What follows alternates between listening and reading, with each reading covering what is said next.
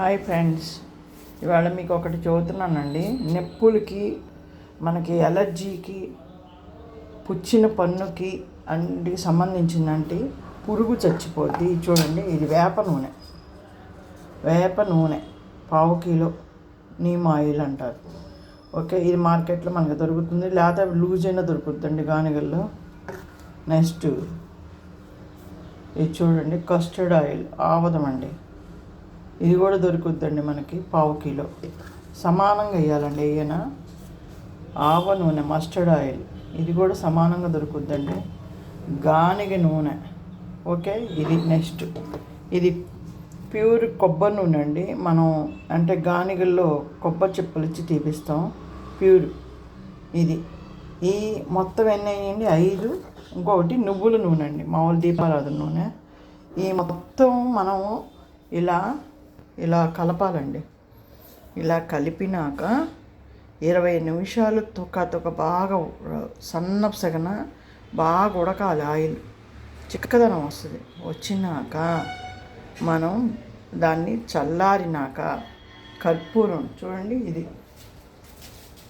ఈ కర్పూరం అండి, ఈ కర్పూరం పచ్చ కర్పూరం, ఈ మొత్తం కలిపి దాంట్లో వేస్తే మనకి ఆయిల్ రెడీ అయిపోతుంది. ఇది ఎలర్జీకి శరీరంలో ఉన్న ఎలర్జీకి, ఫుడ్ పాయిజన్కి కూడా పనికొస్తుంది. మన శరీరంలో అన్ని సన్న బెజ్జాలు ఉంటాయి. ఒకసారి మా అబ్బాయికి అట్లాగా అయితే అమెరికా నుంచి వచ్చేవాడు, బెంగళూరులో దిగిన వాడు ఫుడ్ పాయిజన్ అయిందండి.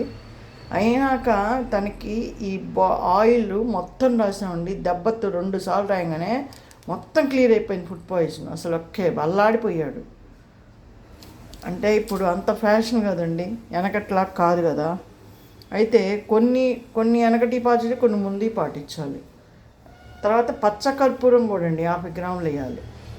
వేసినాక బాగా కరిగినాక చల్లారినాక ఒక టిఫిన్లోనూ, ఒక బౌల్లోనూ, బాక్స్లోనూ పోసుకొని మనం వాడే దాంట్లో రోజు కొద్దిగా ఇంత చిన్న సీసా పెట్టుకొని వాడుకుంటే ఎలర్జీకి, వినండి, ఫుడ్ పాయిజన్కి, నొప్పులకి, అన్నీ ఏ నొప్పులైనా సరే, గడ్డలకి, మొత్తం మన బాడీకి సంబంధించిన అవయవాలు ఏదైనా సరే ఇది పనిచేస్తుంది బాగా. మీరు ఏ డాక్టర్ దగ్గరికి పోవక్కర్లేదండి. నొప్పులు తగ్గుతాయి. ముందు మనకి నరాల నొప్పులు తగ్గుతాయి, ఎముకల నొప్పులు తగ్గుతాయి. తర్వాత మనకి ఏదైనా ఫుడ్ పాయిజన్ అయినా తగ్గుద్ది. అన్ని విధాలండి, అన్ని రకాలుగా బాగా తగ్గుతాయండి. ఒక్కసారి అందరూ ఇది ట్రై చేస్తారని ఆశతో కోరుచున్నా అండి. ఓ నమః శివాయ. ఉంటాను, బాయ్.